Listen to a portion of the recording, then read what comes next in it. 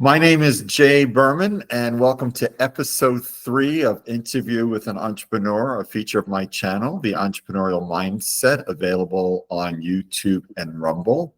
Today is May 2nd, 2024. Today's guest is my cousin, Andrew Weitzen, an entrepreneur based in Gainesville, Florida. Welcome, Andy. Thanks, Jay, for having me. Thank you so much for helping my channel today. Let's jump right in by telling our audience about your background, where you're from, where you grew up, your education, work experience, those type of things. Go ahead.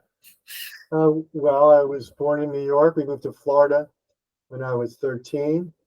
Gainesville, Florida. I went to University of Florida. And after my dad was a businessman, he always had his own business. And I worked in his factory and his other business before that when I was young. So he was a true entrepreneur. And eventually I ended up working for IBM. It was my first job. And so, it's basically my background. What businesses did your dad run? I remember it was the shirt factory. What else did he run? Right? Didn't he do a cleaning business as well? Yeah, before we moved to Florida, he was in business with his uncle, and they had a chemical business. So they manufactured products for stuff that you see in the store. He had a funny story. One day, the son, I don't know if you remember who Hart's Mountain is. Do you remember Hart's Mountain? They were the big pet suppliers. So they were very famous. They had all the pet products, and they were a huge company. And the son of the founder called my dad up one day, and he said, "Hey, can you put water in a bottle?" So that's what these manufacturing businesses are about. When you go to the store and you see shampoo or perfume or any of these kind of things, pet products, it's just putting water in a bottle, and the bottle costs more than what's in it. And there's a giant vat, and they drop in a little bit of chemicals, and then they hook it up to a bottling machine, and that's basically the business. And they had a falling out, and then my dad eventually had a waste business, waste management kind of business. He bought a few garbage trucks and actually recycling, and they would go around and collect paper products and metal products for recycling. And this is back in the 1970s, so way ahead of time. And when I was a kid, he would take me and my friend, and we would, this is totally illegal. I mean, you could never get away with this today, but we would sit in the back of these garbage trucks, and we'd drive around, and we'd jump off and go grab the bales of paper and throw them in the truck. And then at the end of the day, we'd get paid in the banana splits. And when we moved to Florida, my dad had that business burnt down, by the way, but I ended up with a baseball card collection out of it. That's another story. But he started a shirt manufacturing business, and he met a guy that had worked in shirt manufacturing, and they started this business together. And the guy was a mechanic, and he managed the factory, the workers, and my dad managed the business, raised money, and so on. And they moved the factory to Florida because, my parents had both been in Florida when they were young at various times. My dad went to college in Florida, and they just wanted to live in Florida, get out of New York. And they moved the factory to a little town in North Florida called Live Oak, because they wanted kind of the big shots in town. And so he had that factory. It was a big factory. There was 300 to 500 people working there. And I worked there in the summers and on holidays. And it was a great place. It was a true factory. If you haven't worked in a factory before, well, today the factories are mostly automated, but back then there was hundreds of people working on sewing machines and doing things. It's very busy, and you hustle. Like there's no walking. Everything you did, you ran from place to place all day long, and it was all about to see how much you could get done. And it's kind of like you took pride in how much you could get done, and so that was a great place to work. And I guess that's the answer to your question, part of it. Well, where did he get the entrepreneurial bug? You know, my dad was the son of immigrants, and his uncle. I'm making this up because you know I don't really know. He didn't Mm-hmm. really say anything to me. Well, he did say something that was interesting. You know, I was a computer programmer, and he used to say to me, you know, he'd say, you know, you have a skill. You can go out by yourself and you can make a living. You don't have to do anything. You just can go somewhere, you know, your skills in demand, and anytime you want, you can make a living. And that was true. I was never worried about making money because I know I could always I could always find someone that needed my skills. Mm-hmm. And he goes, but you know, I don't have any skill. So for me to make any money, I got to put 50 people to work to get a salary. And so that's why I call him a true entrepreneur, even though I worked for myself for most of my working life. Mm-hmm. I worked just mostly by myself. And sometimes I'd have somebody working with me, but my dad had to start a business. And so that's very involved. And you have to make sales, you know, you have to do a lot of things to have a true business with, you know, employees, and you have to go to banks and borrow money and do all these things, none of which I had to do. Mm-hmm. So anyway, his uncles owned his uncles were immigrants, and they had a very famous restaurant, Jewish deli in New York City. And my dad used to work there he used to say, as a sandwich man, standing knee deep in coleslaw. And it was a crazy place, like one right you see out of the movies from the 1940s. And so, and all his relatives were immigrants, and you know none of them went to college. They were smart, but they they all started their own businesses. And my dad's first business that he was actually a partner in was he was in partners with his uncle. So his uncle was really the senior man in that business, and so he didn't. They had a terrible falling out. Oh dear. My uncle was his uncle was not a nice guy. It turned out, but you know, I'm sure my dad learned a lot about how to be in business and things from his uncle. Mm-hmm. Now you've been an entrepreneur for pretty much your whole life, 45 years. So, I mean, what services have you offered, and how has that changed or over the years? What did you offer like 40, 45 years ago, and how your services have metamorphosized to what you offer now? Sure.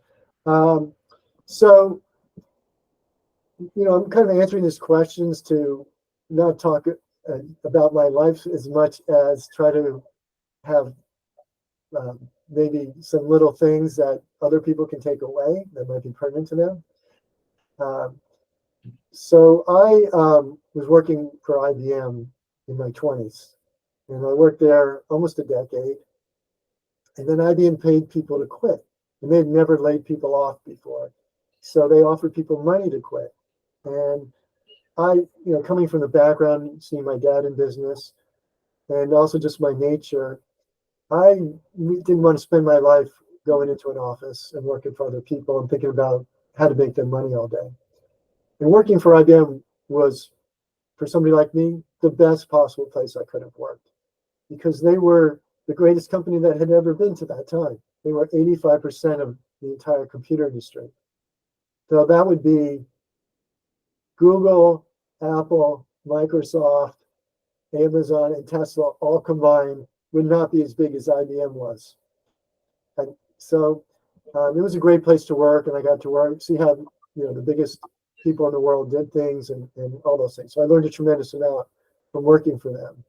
And after I left IBM, on their they paid me to quit, which was, by the way, a program that turned out to be a big mistake for IBM because they lost the people that quit were all their best employees, all their highest rated employees.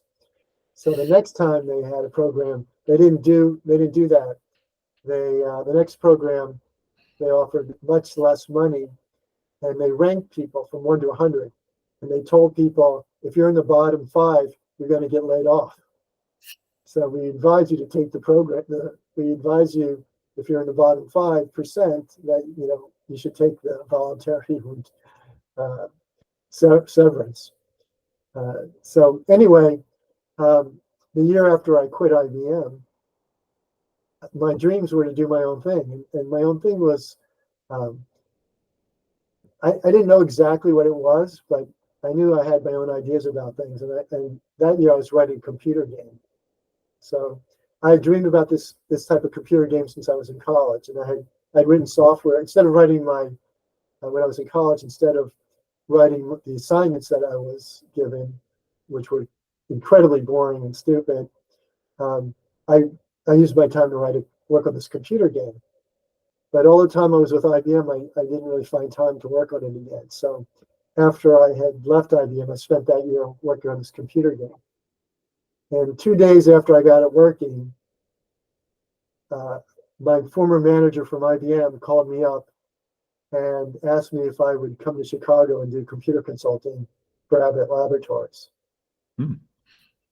And so this is kind of my first, what I would say, lesson or takeaway for those that might want to be independent consultants, which is what I was. If you don't want to spend all day long marketing, you have to take every job that lands in your lap, or anything that is not totally repugnant to you. Because if you're going to go out, it's very hard to find work if you're an independent consultant. And to find work, you have to spend an incredibly amount of time marketing because nobody's looking for you. Everybody's doing whatever they need to do. If they're not doing what they need to do, they go out and look for somebody and they hire someone. So all the people you're contacting they don't need your business when you contact them.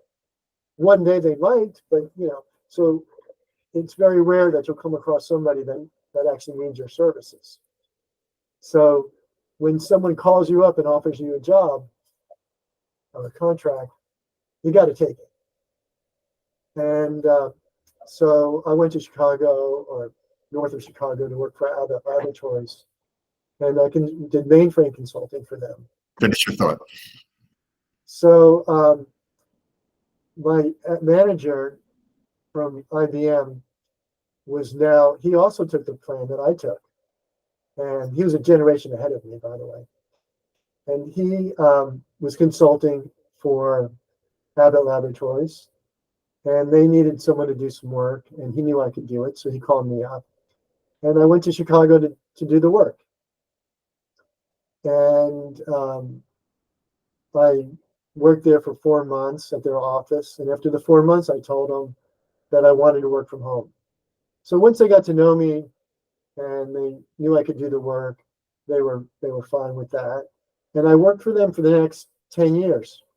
And Abbott had, IBM had thousands of mainframe computers, and I had written software. I used to play with them, and I had written software that would link these computers together and send data back and forth, and all kinds of sophisticated things.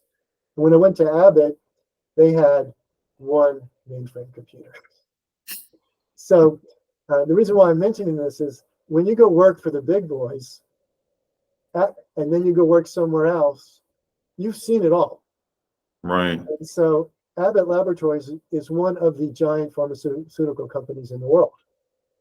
But I'm not doing pharmaceuticals. I'm doing a mainframe or software business. So when they call me in, even though I was just at IBM, I was just another guy, maybe a high performer, but still just, I wasn't anybody special. When I go to Abbott Laboratories, uh, I know more than everybody there. Well, of course, that's why they hire you as a consultant. If they knew more than you, they wouldn't hire you. But you're prepared to do the job. And so I knew everything to do that I needed to do. I didn't need any instruction from them. In fact, of course, I gave them instruction on what they needed to do. And so for the next 10 years, I provided mainframe software for them. And I actually was their sole provider for custom mainframe software for these systems. And during that time, whenever I had extra work, or even it wasn't even that extra work, whenever I had enough work that I could give it to someone else, I would call one of my friends from IBM and ask them if they wanted to make some extra money. So I was always of the philosophy of trying to engage other people, because if I would make more money if I did all the work myself. But I can give my friend the work, and I could take half the money, and he would get half, and I wouldn't have to do that much. I would still have my time free to go back and work on my computer game if that's what I wanted to do, work on my own projects. And I mean, I still have to manage the project even if my friend is working on it, and I have to do certain pieces, of course, and interact with the customer. But if you're a consultant, and I'm sure most consultants would do the same thing. It's if you know quality people who can work for you, which is why your contacts matter so much. Then you want to try to pass work off to them so you can do more things with your time. But it's a balancing act, because you have to decide. While I was in Chicago during that time, I met I went to a dentist, and when I called the dentist up to make an appointment, I got a answer machine, not like a professional answer machine, just like a home answer machine. And it was the dentist whose voice was on there. And he said, "If you want to make an appointment, leave a phone number and I'll call you back." And the dentist called me back, and then I went to see him, and his waiting room was the size of my desk. He had one chair. That's it. I went in his office. It was one room, and he cleaned my teeth. Not a hygienist. The dentist was cleaning my teeth. And so I chatted him up, and this is what he said. He said, I used to have a big dental practice. I had many hygienists. I had other dentists. I had office staff, all these things. I had people filling out the insurance paperwork. He goes, I wasn't doing any dentistry. I was just managing this office. But he goes, I like the dentist. So he said, I didn't want to be an office manager. So I got rid of everybody. I rented this room, and I'm doing dentistry, and I'm making the same amount of money, and I'm much happier. So this is your balancing act. If you want to be an entrepreneur like my dad and run a business, that's a great thing. But you got to put a lot of people to work and take a lot of responsibility and have a tremendous amount of pressure that you're putting all these people to work, and you got to make sure they all get paid before you get paid. And you got to find all these customers to support all that. Or, you're a consultant and you're just doing your own thing. Or there's a little middle ground, which is what I was doing. Just taking on a few people. And after Abbott, and somebody else I knew, somebody that my manager knew, had asked him, another former IBM manager, if he knew anybody that could do some work for another company. And my manager recommended me. And so that happened a few times. And so I ended up with enough mainframe business that was my business for 10 years. And I had a bunch of software that I had written, and I had thought about trying to sell the software. And I actually had IBM was interested in the software that I had written, and Hmm. they they wanted to use my software as part of a bigger package. And so they were going to. It was software that updated um, offices all around. Uh, so there's businesses all around that have um, computers, and they needed the information updated in their remote locations. So one of them was a big business that represented the insurance industry, and so all the independent insurance agents, and so all these independent insurance agents, they have software that lets them quote um, insurance companies prices and things like that, and they needed that software updated every day in their offices. And so I had written software that would manage the updates on the mainframe and download them to the PCs and update the PCs. I didn't write the application, the insurance application, and I didn't create the data. I was the software I had was the middle piece that managed sending the updates to the different PCs, and so that they could. So that was an in-between piece. But we had to know like whether the PC downloaded the update or not, and so on. So today, of course, we all take that for granted. It happens automatically. This was before the internet was, people were using the internet to do this kind of things. So we were using mainframe networks to do it. And IBM liked this application for the insurance industry, and they wanted to bring it to other companies. So they were out there selling. Well, this is the ideal business partnership where somebody else that has a connection like IBM. Well, nobody had the connections like IBM, but somebody with these kind of with great connections will go out and sell your product for you, along with the rest of the package.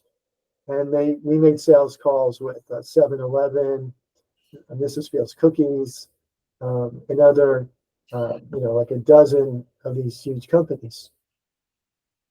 And but this was in around 1989. Wow. Um, no, I'm sorry, 1998. Hmm. 1989 to 1989 to 1998 was my mainframe business. But what happened in 1998? We had the year 2000 bug. Well, we did have that, but we also had the rise of the internet. Right. So just So before, how did that affect your business strategy then? so just before 1998, I don't, if you remember, AOL was giving out CDs. Hmm. AOL became the biggest internet company in the world, and you could get a website for $50. And because Mark Andreessen wrote Netscape, and that was the end of the mainframe.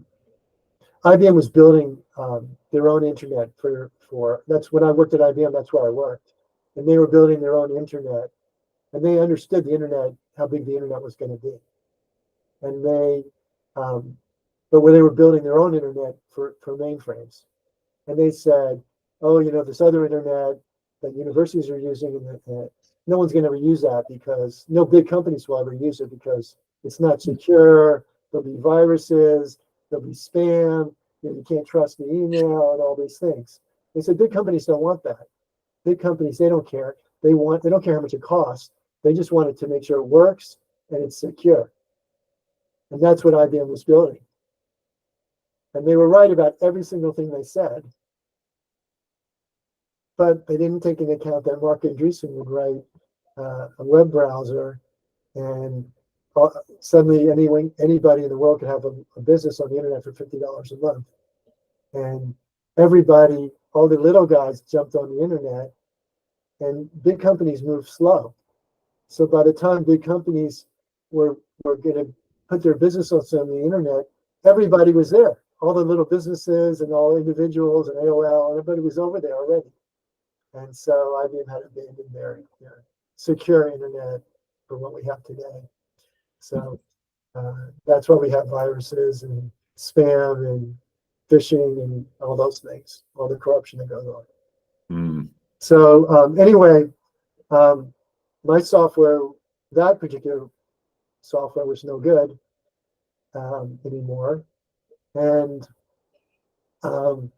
my business with my mainframe business with Abbott Laboratories and the other companies was no good. It wasn't that it was no good, but everybody was moving off the mainframe to PCs. And so I had I basically gave, that was the end of, say, my first business, internet consulting. I'm sorry, mainframe computer consulting.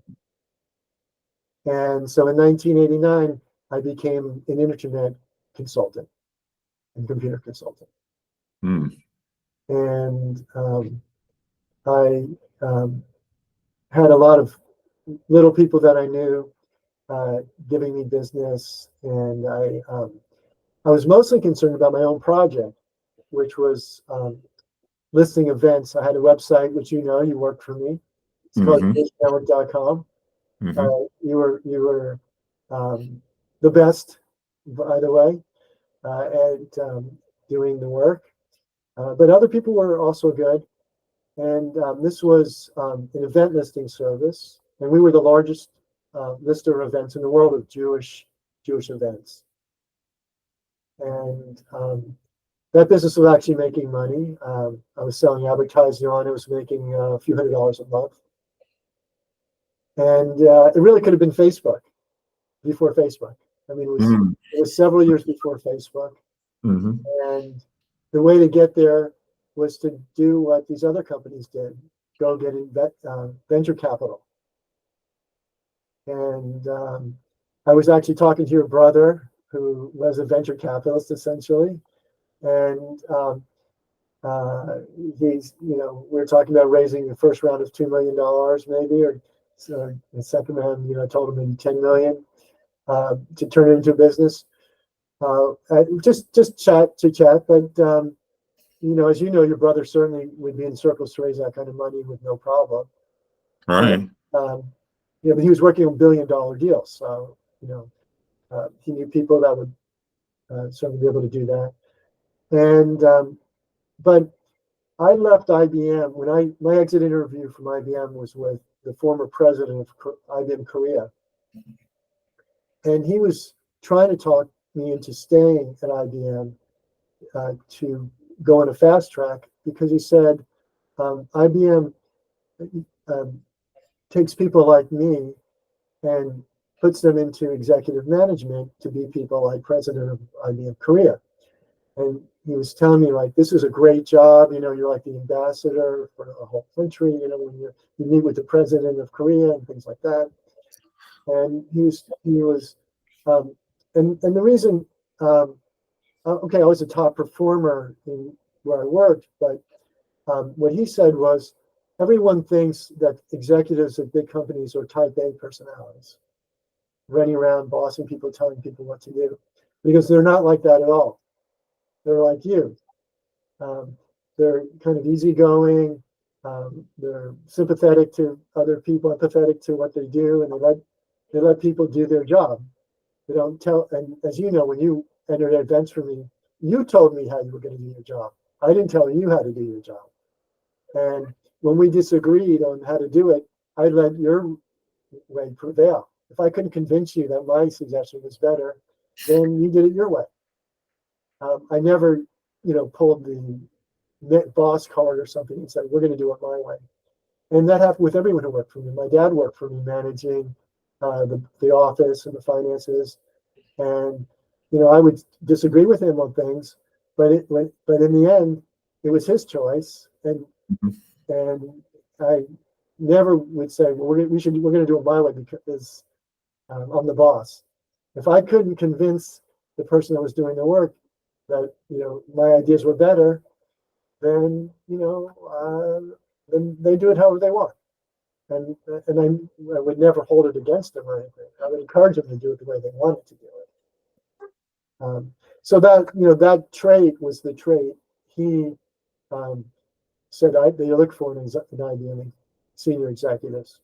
And just because he said that doesn't mean, I would have ever ascended to such a position, but they might have given me an opportunity to get on that track at least. And so when I was considering raising money, to turn Jewish Network into what became Facebook or something like this, some giant social media platform, I was like, well, if I was going to do that, I just stayed at IBM. If I wanted to create this big business and manage a bunch of people and everything, that wasn't why I left. I left because I wanted to have my days free to do what I wanted to do and think about the things I wanted to think about. And as soon as you get investors, they want to know what you're doing with their money.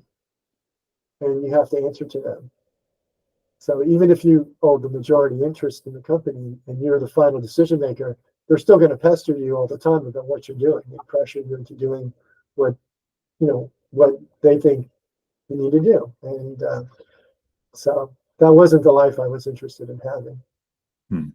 So anyway, that's basically been my business since 1998, is internet consulting. And I got some larger customers through word of mouth that I made good money off of.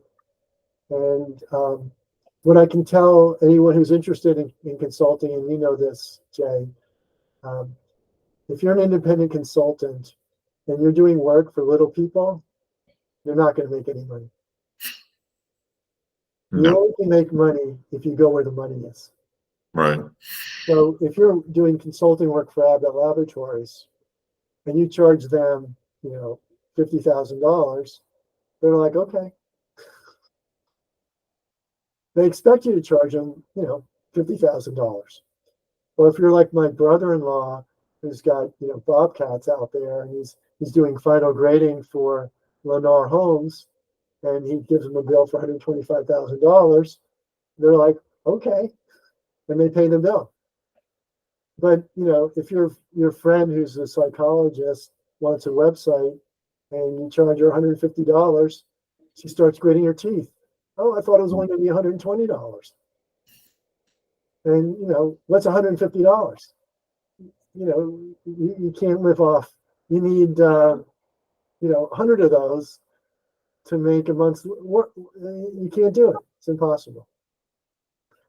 So if you think you're going to be making a living and supporting a household or something on little people, it's not going to happen. You have to go where the money is. So you need big clients. It doesn't have to be Abbott Laboratories. It could just be a local person. So one of my customers was a friend of mine who started his own business. That's a real business. Like he probably does, $20 million a year in sales, and he sells parts to power companies for jet engines for power. So when they buy a jet engine for power, things break, and they need to order screws and washers and pipes and all these things, and they're all custom made for that engine. And so a little screw that you could buy for 10 cents in a hardware store costs $35 for a jet engine, or maybe $135. And the washer might, so that was his business. And he needed to hire, a dozen employees and have computers and servers and things for them. And so that wasn't really my business, right? My business was internet consulting. I also did his website, but this was a job that fell in my lap because he was a friend of mine. You can't turn down jobs like that. So that was a job. I actually moved out of Florida. He was in Boca. So, but every other month I would drive there and I would stay for a week and I'd make $3,000, for the week. So once a week, 6 times a year, I go down there and, I make another $18,000. So, that's good extra money, because you're still working the rest of the time and you have other customers. So you need clients that are going to pay you, something like that, then somebody's, having a fit over, $100 bill or a $200 bill, which is what little people generally are going to do. So you need people who are making money to be your clients. You got to find those. And I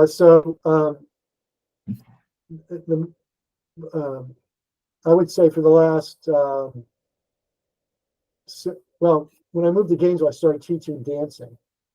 Mm-hmm. And I gained myself the job of promoting dancing in Gainesville. So this was yet another business. I'm still doing computer and internet consulting, but I've now taken on the business of teaching dancing and promoting dancing in Gainesville. And I converted my Jewish event listing into a dance listing for Gainesville. And I was very interested in the Jewish listing because I was living in South Florida in the Jewish community. And so I was actively involved in that, and I knew everything that was going on. But what happened when I moved to Gainesville is Microsoft changed their software platform, and I had to totally rewrite the entire application. Mm. And when I wrote the application the first time, I was writing application for another business that had actually paid me a lot of money, and I could use a lot of the software that I had written for them for the event listing. So there's a logon system you have to write, and databases, and all these kind of screen generation, and so I could use all that infrastructure to write the Jewish network, the event listing for. And the Jewish network I designed it so it could run any type of events, not any category. But and I started using that for the dance calendar. But when Microsoft changed their application, and I had to rewrite the entire database application, I didn't want to just sit down and spend 2 years writing this thing and not getting paid to do it. So I did have some other customers having me write software for them, and but it took a much longer time period to recreate most of this application. So the first time I had the application, it was pretty much ready for, say, investors to consider investors. Not that I wanted to do that, but the new application took like a decade to get most of the pieces in place, and to if I wanted to grow it outside of just Gainesville. So the other one, we were listing events all over the entire world, as you remember. Mm-hmm. Yeah, I remember. But the Gainesville version, the new version didn't have all the features that let people update the events themselves, and all these other management features to do different categories and all these other things. So it did list events in Gainesville, and I think in large part that I think we have in Gainesville, especially for our size, possibly the best dance community in the entire United States. And I give my own self credit for that, even if nobody else does. But Okay. and I think in a large part because of the dance lesson. So this my business has morphed, and as I said, over the last several years, I've let customers come and go, and so I've left all my internet consulting customers just fall off the rails, and I haven't been trying to get any more of those. I don't really need the money anymore, Mm-hmm. so I really can just do what I want. And so what I've wanted to do is I've written this book, Mm-hmm. which was about what happened with my mother when she got cancer and the misuse of prescription drugs. Mm. And it's a book, it reads like a novel. It's very easy to read, and it wanders around. There's a lot of themes about it, but the overall storyline traces. Now you self-published it, right? I self-published it. Yes. Is it on Amazon.com? It's on Amazon. Okay. I start off my own website. It's on Google and Apple. And I did the audio version. I did everything myself. Right. So if I wanted to have another business, I could offer book publishing services because I know how to do everything. From I did the covers, I did the internal formatting. I found all the places to publish the book and all that kind of stuff. So I wrote that book so I wouldn't have to talk about the subject anymore. Because when something like that happens to you, you got to get it off your chest. Mm-hmm. And but in 2007, I solved a problem that was 1,000 years old. And, What was that? So that's the subject of this book. Oh, How to Dance with a Partner. I love it. How to Dance with a Partner. So you can imagine when people go out social dancing, how do they know what to do? Mm-hmm. Well, they go to class, some of them, or their friends teach them, and they learn some moves, and they push and they pull and they nudge each other about, and they hope it works. And it works adequately enough that everybody who that dances loves to dance. Dancing is just so much fun that people will do it regardless of the struggles they have with actually trying to dance with a partner. But when you ask people what are you actually doing, what actually works and what doesn't work, it turns out that most people don't have a clue as to what they're actually doing. And some people some people know more than others, but they don't know when they're right or they're wrong. And even the best dancers and best dance teachers in the world make serious errors when they're explaining what to do. And my tango teacher, who I've been going to for almost 20 years now, last night, she made just a basic mistake. Oh dear. And, one of the ladies in class, I asked her the question, was going, but that doesn't make any sense. Shouldn't this happen? And she was actually right, because she's a scientist. And they're both PhDs, by the way, so they're both very well educated and smart. But she understood instinctively what should have been done, and my dance teacher didn't realize that she didn't know, and she's explaining but just fumbling around with her explanation, which tells you she doesn't really know. And so what I figured out in 2007 was you only need to know 3 rules and 3 signals to communicate every step in every dance in social dancing. And the reason this is why, and I can make you do this, it would be good for you to do this, is if you stand on one leg, which is what happens in dancing, right? You're standing on one leg and then you have to do something, right? And there's only 2 things you can do. You can either take a step in some direction, or you can pivot over your standing leg and face in a new direction. So if you don't hop or slide, those are the 2 things you can do.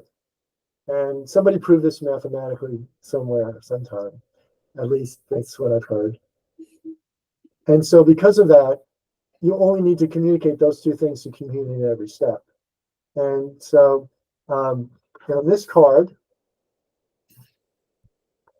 the back of this card, right there, right, those are all the rules. So is that in the book? Is that in the book? Yeah, you don't need to buy the book. You can just use the book.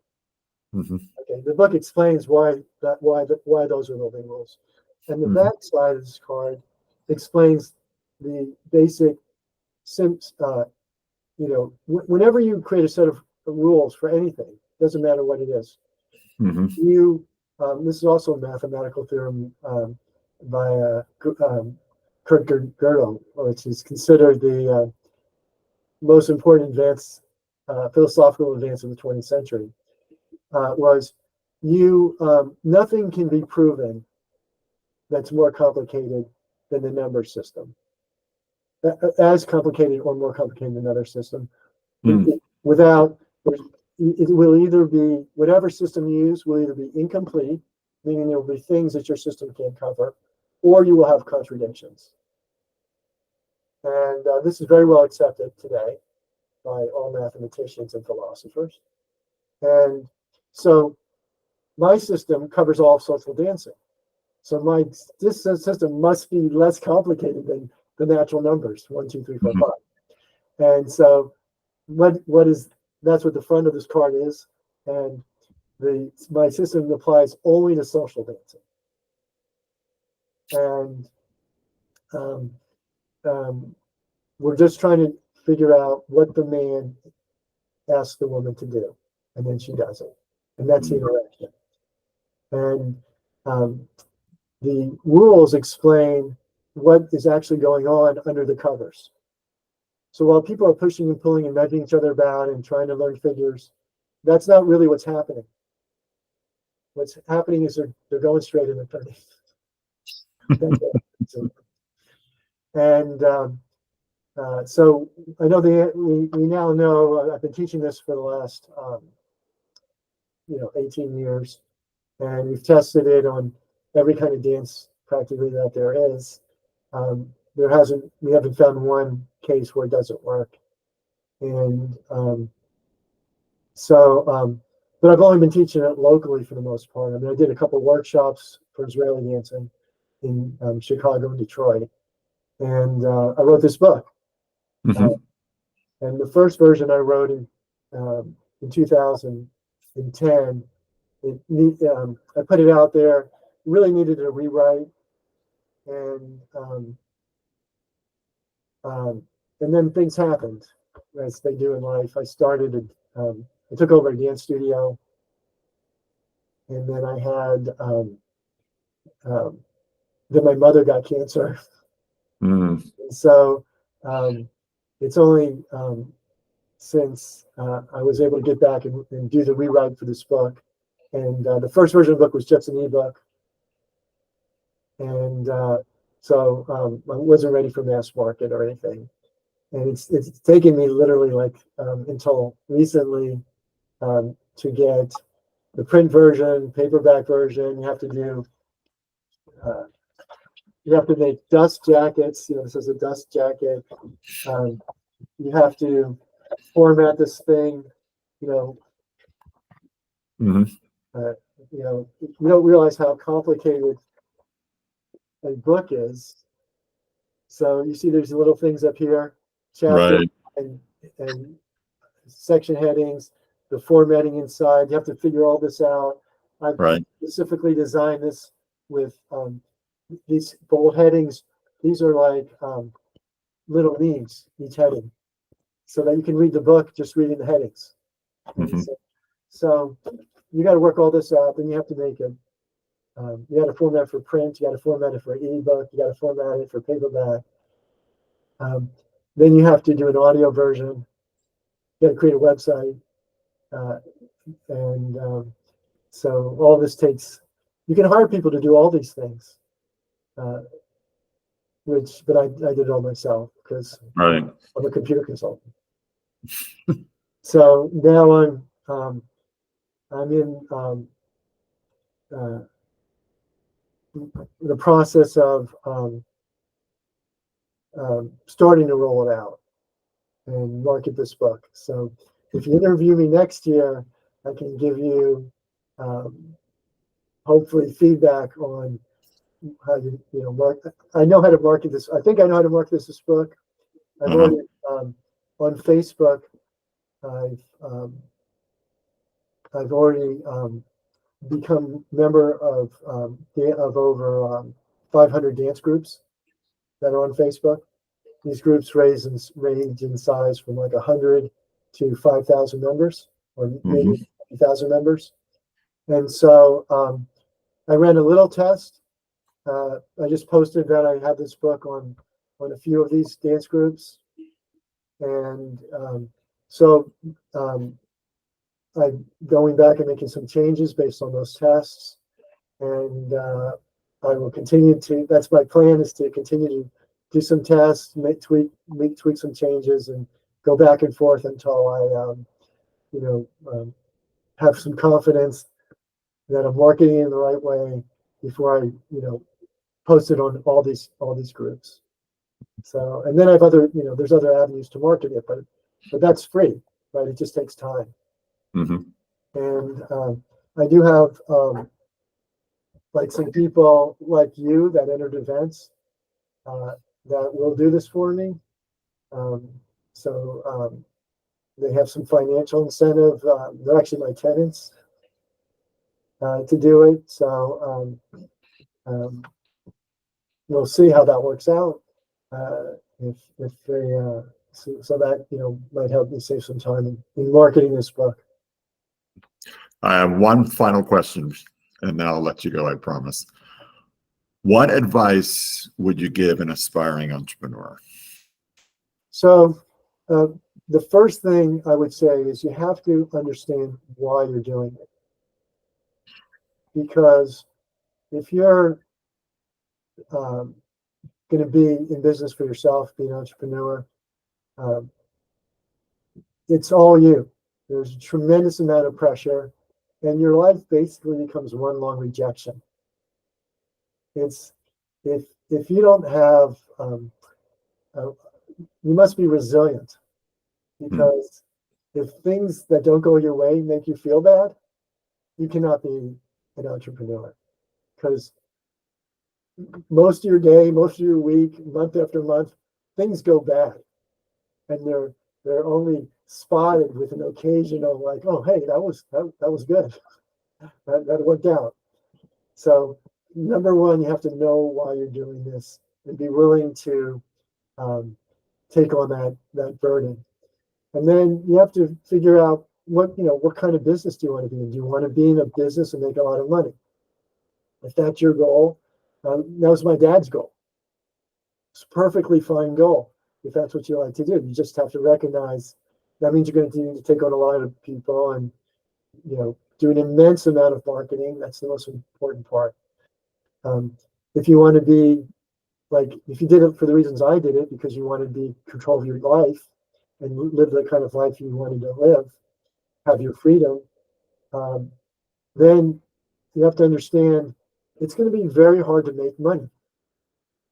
And you need to take whatever money falls in your lap, and you have to figure out your finances. See, I didn't have children, so I'm a single guy. I can live in my car. I mean, it's not great, but I can do it. I can live in a one-room apartment. I wouldn't care, when I was young.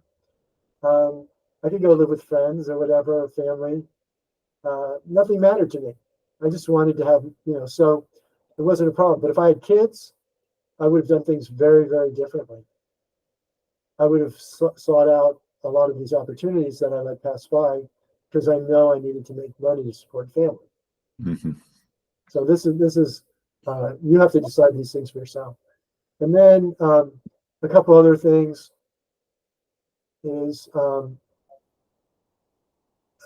there's a lot of very specific things depending on what you're doing, right? If you're real estate, or if you're computer consulting or those things. So those are technical details, and it's very good to study your subject and learn from other people. You can call them a mentor if you find one, or somebody. But if you got to figure it out all on your own, you are going to make a tremendous amount of mistakes. But there's a lot of things that someone who's been there first can save you. So that's another thing. And I'm going to tell you, I told Jay this. I told you this before we started this conversation. Save, put as much money, max out your Roth IRA as young as you can every single year, because you don't want to be poor when you get old. And if you use the money that you need to save for retirement when you get old, you're not going to have it. And the most important thing to having money when you're old is time in investment, time in the market. Mm-hmm. But, because you get extra doublings. So if your money doubles every 7 or 10 years, those doublings go 2, 4, 8, 16, 32. So if you get a fifth 5 doublings, you go from 16 to 32. Like, that could be from having $160,000 to $320,000 just because you were in there that much earlier. That's a big number. Mm. Or, so you can go from having $500,000 to $1 million. You'd be much happier with $1 million than 500,000. Let me tell you. Absolutely. And when you're looking at that money grow and you see it goes like from 10 to 20, you're like, but 10 to 20 is the same from 500 to $1 million. It's just a double.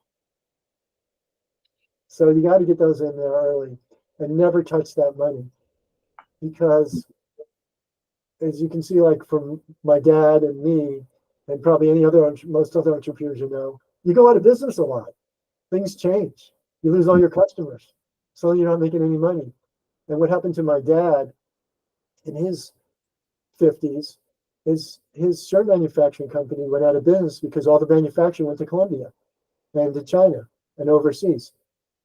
And we had tremendous stores. He was looking for factories there, but his customers went out of business. You don't know these names, but Woolworth, Grants, you might remember them from your childhood, Treasury stores, all these companies went out of business. Those were his customers. Mm. So his business went under, and interest rates went up to 23%. I don't know if you remember, under Reagan, and which took down the Soviet Union, but also took down my dad and all these other businesses. Because if you have a business, you're borrowing money from the bank. When you sell your product, it goes out the door. The bank buys it. It's called factoring from you. So you get paid right away. There's a whole, you know this because you're a professor. The time value of money. You factor your goods so you can turn your money over faster. So anyway, if your profit margin's 20%, but now you're paying 23% on interest instead of 3%, there goes your profit, right? So that's Right. So to save his business, he took all his savings and put it back in the business. So point number 2, number 1, put as much money as you weigh when you're young. Point number 1 was be resilient, be strong, just persevere. Don't let things get you down. Point number 2, put as much money away as you can when you're young, and never touch it, because you're going to need it. You're going to need that money, and don't take it out. It's not there for you. It's there for you when you're old. So my dad took it out, put in his business, lost all of his savings. Oh, dear. $300,000. When it meant something, not like today. That was also like 30 years ago, right? So he called the last 10 years after that, because he was in some crummy business, 10 years of shit. So you don't want 10 years of shit when you're like 55 to 65. No, I understand. Yeah. So those are big safeguards for you. And of course, there's a long list, but this has been a pretty long interview, and I know it's probably enough. Well, thank you very much, Andy. This has been an absolute pleasure. You take care, okay? Thanks, Jay. Great to see you. Talk to you All right. soon. Be good. Bye.